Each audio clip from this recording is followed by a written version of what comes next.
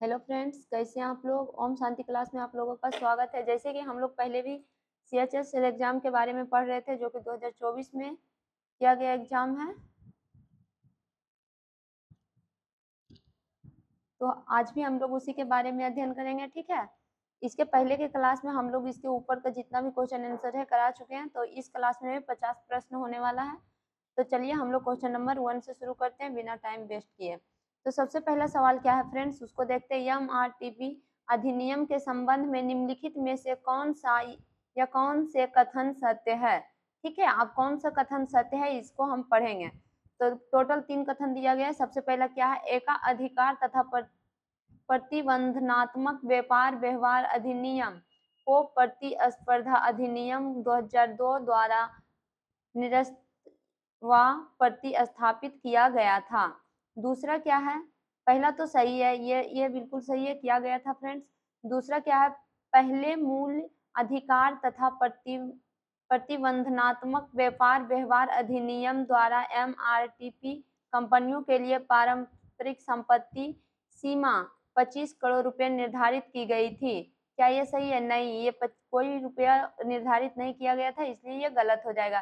तीसरा नंबर क्या कहता है, अधिकार तथा प्रतिबंधनात्मक व्यापार व्यवहार अधिनियम पहली बार 1969 में पारित किया गया था। ये बिल्कुल सही है। तो इसका राइट आंसर क्या हो जाएगा, MRP का दो ऑप्शन नंबर 1 और ऑप्शन नंबर 3 का आंसर सही है, ठीक है। उसके बाद हम लोग क्या देखते हैं, दूसरा नंबर प्रश्न देखते हैं, जो कि क्या कहता है, निम्नलिखित में से कौन सी एक इनपुट डिवाइस है। तो क्या है, तो कीबोर्ड, ठीक है। तीसरे नंबर सवाल क्या आता है फ्रेंड्स, कि जब MS ऑफिस 2016 में एक नया टेक्स्ट डॉक्यूमेंट बनाया जाता है तो डॉक्यूमेंट का डिफॉल्ट टेक्स्ट साइज होता है। यानी कि डिफॉल्ट टेक्स्ट का साइज क्या होता है, ये पूछा जा रहा है। तो इसका राइट आंसर हो जाता है 11 पॉइंट्स, ठीक है, 11 पॉइंट्स।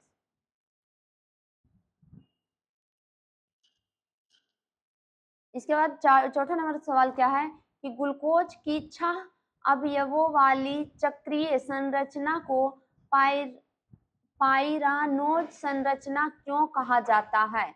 ठीक है, ग्लूकोज की 6 अवयवों वाली संरचना को पाइरानोज की संरचना क्यों कहा जाता है फ्रेंड्स, इसका राइट आंसर हो जाता है, उसका कारण क्या, पाइरन एक चक्रीय कार्बनिक यौगिक है जिसमें एक ऑक्सीजन परमाणु और 5 कार्बन परमाणु विलय होते हैं, इसलिए टोटल मिला के 6 हो जाता है। इसीलिए क्या कहा जाता है उसे, पाइरानोज संरचना, ठीक है। इसके बाद 5वां नंबर सवाल क्या है, उसको देख लेते हैं। एक संगीत रचना है जो मधुर भक्ति के माध्यम से भक्ति को व्यक्त करती है, वह कौन सी है, तो उसका नाम है पदम, ठीक है। 6ठा नंबर सवाल है कि कलकत्ता में ब्राह्म समाज नामक सुधारवादी संगठन की स्थापना किसने की थी, किसने की। इसका राइट आंसर हो जाता है राजा राम मोहन राय ने किए थे, ठीक है। इसके बारे में आप लोगों को काफी अच्छे से जानकारी लेना है, तो आपको नेक्स्ट क्लास भी देखना पड़ेगा। उसके बाद क्या आता है, राष्ट्रीय बहुआयामी गरीबी सूचांक 2021 के अनुसार निम्नलिखित में से किस राज्य की जनसंख्या बहुआयामी गरीबी प्रतिशत सबसे कम है। इसका राइट आंसर हो जाता है भारत के किस राज्य का सबसे कम है, तो सिक्किम राज्य का। 8 नंबर प्रश्न क्या कहता है फ्रेंड्स, हाल ही में समान नागरिक संहिता पर एक विधेयक प्रस्तुत किया गया था।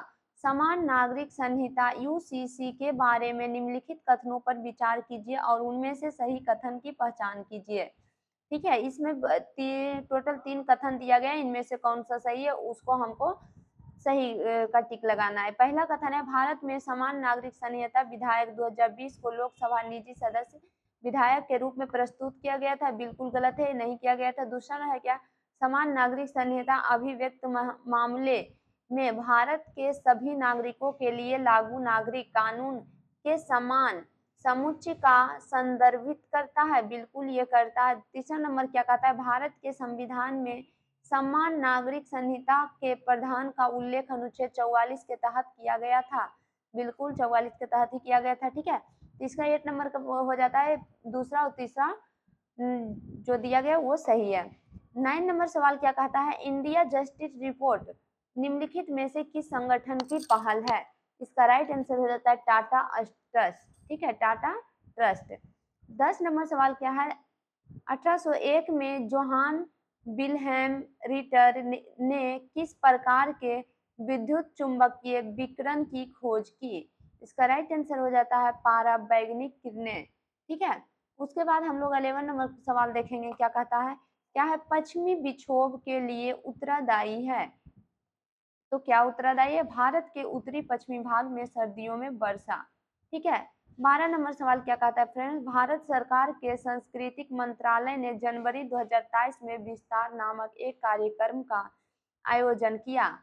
यह कार्यक्रम किस क्षेत्र की समृद्धि संस्कृति, कला और शिल्प को प्रदर्शित करता है? इसका राइट आंसर हो जाता है कश्मीर। इसके बाद का सवाल क्या है, सवाल नंबर 13, भारतीय फुटबॉल टीम अपने पहले ज्ञात आधिकारिक अंतरराष्ट्रीय दौर पर किस वर्ष की गई थी? इसका राइट आंसर हो जाता है 1924 में। सवाल नंबर 14 क्या कहता है, एक स्कूल शिक्षक हर बार राष्ट्रगान गाए जाने पर छात्रों को खड़े होने के लिए कहता है। कौन सा अनुच्छेद इस मौलिक कर्तव्य को सुनिश्चित करता है? इसका राइट आंसर हो जाता है अनुच्छेद 51 के ए में। ठीक है, अनुच्छेद 51 के ए में। इसके बाद 15 नंबर सवाल क्या है, मुंडारी भाषा भारत के निम्नलिखित में से किस क्षेत्र में बोली जाती है? मुंडारी भाषा भारत के किस क्षेत्र में बोली जाती है? इसका राइट आंसर हो जाता है छोटा नागपुर के पठार में। ठीक है, 16 नंबर सवाल क्या कहता है, भारत में राष्ट्रीय आय की गणना के लिए किस लागत पर विचार किया जाता है? इसका राइट आंसर हो जाता है कारक लागत। ठीक है, 17वां नंबर सवाल हम लोग देखते हैं क्या है कि 11वीं शताब्दी में गजनी के महमूद के अधीन गजनी में एक छोटा सा शहर गजनबी के विशाल साम्राज्य की राजधानी बन गया था। तो कौन सा देश बना था? अफगानिस्तान। ठीक है फ्रेंड्स, हम लोग काफी रफ्तार से क्वेश्चन को देखते जा रहे हैं और अभी 50 क्वेश्चन करना है। अभी टोटल हम लोग 18 क्वेश्चन ही किए हैं। 18वां नंबर सवाल है कि विश्व का दूसरा सबसे पुराना क्रिकेट क्लब भारत में स्थित है। तो भारत में सबसे पुराना क्रिकेट क्लब कहाँ स्थित है? तो इसका राइट आंसर हो जाता है फ्रेंड्स कहाँ? कोलकाता। ठीक है, उसके बाद 19 नंबर सवाल आता है, लोक रंग महोत्सव का आयोजन कौन सा राज्य करता है? लोक रंग महोत्सव का आयोजन कौन सा राज्य करता है फ्रेंड्स? तो इसका राइट आंसर हो जाता है क्या? मध्य प्रदेश। ठीक है, 20वां नंबर सवाल को देखते हैं, भारत के 36वें राष्ट्रीय खेलों में किस राज्य ने पदक तालिका में तीसरा स्थान हासिल किया था? इसका राइट आंसर हो जाता है हरियाणा। ठीक है, भारत के 36वें राष्ट्रीय खेल में किसने पदक हासिल किया था? तो हरियाणा। ठीक है, इसके बाद 21 नंबर सवाल आता है, पंडित बिरजू महाराज किस नृत्य से संबंधित हैं? तो इसका राइट आंसर हो जाता है कथक से। ठीक है, आप ऐसे याद कर सकते हैं, पंडित बिरजू महाराज कथक नृत्य से संबंधित हैं। उसके बाद का सवाल आता है सवाल नंबर 22, क्या कहता है, भारतीय रेलवे की शुरुआत किस वर्ष हुई थी? इसका राइट आंसर होता है क्या? 1853 ईस्वी में। ये तो आप सबको पता होगा। उसके बाद 23वां नंबर सवाल क्या आता है, निम्नलिखित में से किस प्रकार की फसलें मानसून की शुरुआत में बोई जाती है? मानसून की शुरुआत में बोई जाती है, तो इसका राइट आंसर हो जाता है खरीफ की फसलें। ठीक है, मानसून के लास्ट ने पूछ के मानसून की शुरुआत ही पूछा है, तो खरीफ फसलें। 24वां नंबर सवाल क्या कहता है फ्रेंड्स, भारत के संविधान में अनुच्छेदों के किस समूह को सांस्कृतिक और शैक्षिक अधिकार के रूप में जाना जाता है? इसका राइट आंसर हो जाता है अनुच्छेद 29 से 30 में, यानी कि दोनों में। उसके बाद 25 नंबर सवाल आता है, क्या पंखड़िया गीत के किसानों द्वारा खेतों में काम करते समय गाए जाते हैं? इसका राइट आंसर हो जाता है किस राज्य में गाए जाते हैं? तो राजस्थान राज्य में। ठीक है, हमारे जो राजस्थान राज्य है वहाँ काफी अच्छे से हर एक उत्सव को मनाया जाता है, जो कि आप उसके बारे में पढ़ सकते हैं, काफी अच्छा रोमांटिक है वो राज्य और वहाँ के हर एक चीज। तो आइए, हम लोग 25 क्वेश्चन ऊपर कर चुके थे, 25 क्वेश्चन नीचे करेंगे। ठीक है, क्योंकि CHSL एग्जाम ऐसा एग्जाम है कि एक पैटर्न में 25 क्वेश्चन ही पूछता है, दूसरे पैटर्न में 25, इस तरह से। तो 25 हम ऊपर किए, 25 नीचे, तो हमारा 50 सवाल हो जाएगा इस क्लास का। तो सवाल नंबर 1 इसमें क्या कहता है, निम्नलिखित में से कौन सा एक मध्य आकार का ग्लोबुलर प्रोटीन है जो कई कशेरुकी प्राणियों के पाचन तंत्र में पाए जाने वाले प्रोकैरियोटिक सेरीन प्रोटीज के रूप में काम करता है? इसका राइट आंसर हो जाता है फ्रेंड्स ट्रिप्सन, ठीक है, ट्रिप्सन। दूसरा नंबर सवाल है क्या, कच्छ उत्सव आयोजित किया जाता है, ठीक है, कच्छ उत्सव आयोजित किया जाता है तो कहाँ, तो भुज, भुज में, ठीक है, भुज एक जगह के नाम है, तो वहाँ कच्छ उत्सव आयोजित किया जाता है, ठीक है। तीसरा नंबर सवाल क्या कहता है फ्रेंड्स, कौन सा ग्रह सूर्य से सबसे निकट है, यानी कि सूर्य से सबसे निकट का ग्रह कौन है, तो बुध है, जो कि सबसे छोटा ग्रह के नाम से भी जाना जाता है। चौथा नंबर सवाल क्या है, बुध इंटरनेशनल सर्किट कहाँ स्थित है, बुध इंटरनेशनल सर्किट कहाँ स्थित है, इसका राइट आंसर हो जाता है नोएडा में, ठीक है, कहाँ, नोएडा में। पांचवा नंबर सवाल है, एक घरेलू नौकरानी अपनी 12 वर्षीय बेटी को स्कूल भेजने के बजाय एक आवासीय कॉलोनी में घर की सफाई के काम में मदद करती है, नौकरानी द्वारा किस मौलिक कर्तव्य का उल्लंघन किया जाता है, इसका राइट आंसर होता है अपने बच्चों को शिक्षा का अवसर प्रदान करना, ठीक है। इसके बाद का सवाल है क्या, सवाल नंबर छठा, जो प्रश्न काफी इंपॉर्टेंट रहेंगे उसको हम 2 बार रिपीट कर देंगे, जो ऐसे ही रहेंगे, अभी 5 नंबर जो सवाल हमने पढ़े थे, 5 नंबर सवाल वो ऐसे ही थे, तो उसको मैंने एक बार ही करा दिया। छठा नंबर सवाल है, निम्नलिखित में से कौन सा तार वाला वाद्य यंत्र है जो आमतौर पर गुजरात के लोक संगीत में प्रयोग किया जाता है, तो इसका राइट आंसर हो जाता है जंतर, ठीक है।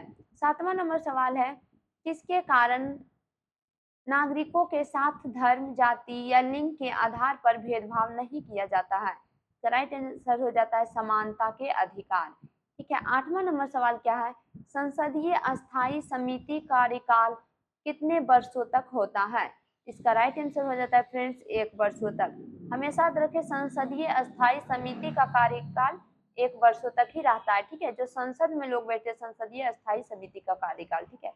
नंबर सवाल क्या आ जाता है, 1994 से शीतकालीन ओलंपिक पारंपरिक रूपों से ग्रीष्मकालीन ओलंपिक के बाद होता है, कितने दिन बाद होता है ये पूछा जा रहा है, ग्रीष्मकालीन ओलंपिक के कितने दिन बाद होता है, तो 2 साल बाद होता है, ठीक है।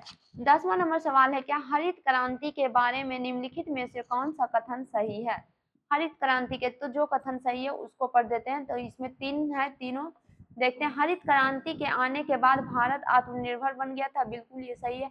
दूसरा नंबर क्या कहता है, भारत हरित क्रांति के कारण एक ही फसल को बार बार उगाने से मिट्टी की पोषक तत्वों की हानि होने लगी थी, बिल्कुल ये भी सही है। तीसरा क्या, हरित क्रांति के कारण ताजे भूजल की कमी हो गई, ये भी सही है फ्रेंड्स। तो तीसरा जो है 10वां नंबर सवाल जो है, हरित क्रांति के बाद निम्नलिखित कौन सा कथन सही है, तो ये तीनों कथन सही है, ठीक है।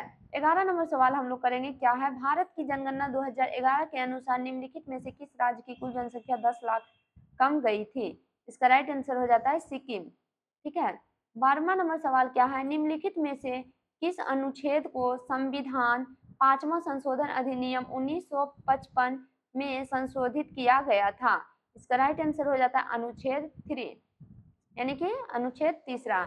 उसके बाद 13 नंबर सवाल क्या है, सर्वोच्च न्यायालय ने मई 2023 में कहा कि वह के तहत अपने विवेकाधिकार का प्रयोग करके अपूर्ण रूपों से टूट चुके विवाह या जिसमें सुधार की कोई संभावना न हो को अधिक आधार मानते हुए विवाह विच्छेद का निर्णय दे सकते हैं, इसका राइट आंसर हो जाता है भारतीय संविधान के अनुच्छेद 142। इसके बाद 14 नंबर सवाल फ्रेंड्स, आपको कुछ आवाज जा रहा होगा तो घर के साइड वाले घर में काम हो रहा है इसलिए, तो कोई बात नहीं, बस अब 10 सवाल बचा है तो उसको हम लोग कर लेते हैं, ठीक है।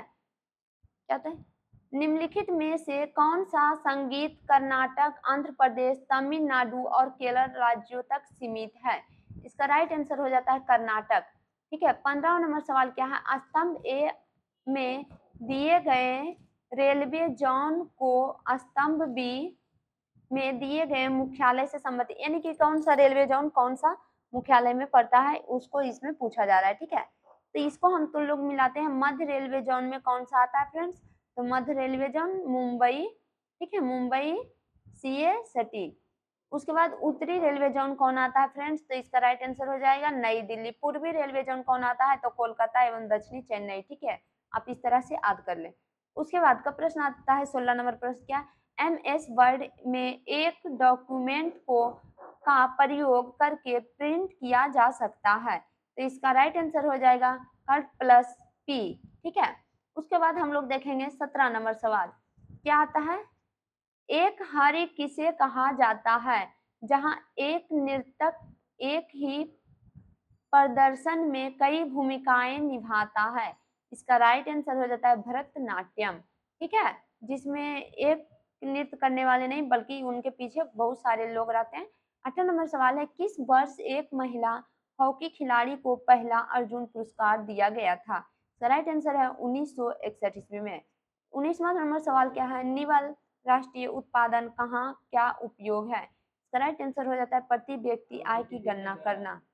ठीक है, 20वां नंबर सवाल क्या कहता है फ्रेंड्स, उस चोल अभिलेख का नाम बताएं जिसमें चोल साम्राज्य में अस्थायी प्रशासन में सभा के आयोजन के तरीके का विवरण दिया गया था। इसका राइट आंसर हो जाता है उत्तीर-मेरूर अभिलेख। ठीक है, 21वां नंबर सवाल क्या कहता है फ्रेंड्स, गैलीलियो ने किस वर्ष गुरुत्वाकर्षण और उपरजित संवेग की क्रिया द्वारा एक पेंडुलम की नियमित दोलायमान गति का वर्णन किया है। इसका राइट आंसर हो जाता है 1602 ईस्वी में। 22वां नंबर क्या है कि भारत के पश्चिमी तटीय मैदान के मध्य विस्तार को किस नाम से जाना जाता है। इसका राइट आंसर हो जाता है कन्नड़ मैदान। ठीक है, 23वां नंबर सवाल क्या है, आप माइक्रोसॉफ्ट वर्ड में step by step mail merge wizard तक कैसे पहुंच सकते हैं। इसका राइट आंसर हो जाता है मेलिंग टैब पर क्लिक करके। ठीक है, किस पे, मेलिंग टेक्स्ट पे क्लिक करके। 24वां नंबर सवाल है 2011 की भारतीय जनगणना के अनुसार देश में शिशु लिंगानुपात कितना था। इसका राइट आंसर आ जाता है 919। ठीक है, 25वां नंबर सवाल एवं इस क्लास का लास्ट सवाल है फ्रेंड्स, क्या है 1857 ईस्वी में लड़े गए चिन्हड़ के युद्ध में ब्रिटिश सेना का नेतृत्व किस सैन्य अधिकारी ने किया था। यानी कि 1857 ईस्वी में जो चिन्हड़ के युद्ध में ब्रिटिश सेना का नेतृत्व किया गया था उस सेना का सेनाधिकारी कौन था, तो हेनरी लॉरेंस थे। कौन थे, हेनरी लॉरेंस। ठीक है फ्रेंड्स, आपको क्लास कैसा लगा कमेंट में बताएं एवं क्लास को जितना हो सके शेयर करें, लाइक करें, सब्सक्राइब करें। ठीक है, मिलते हैं नेक्स्ट क्लास।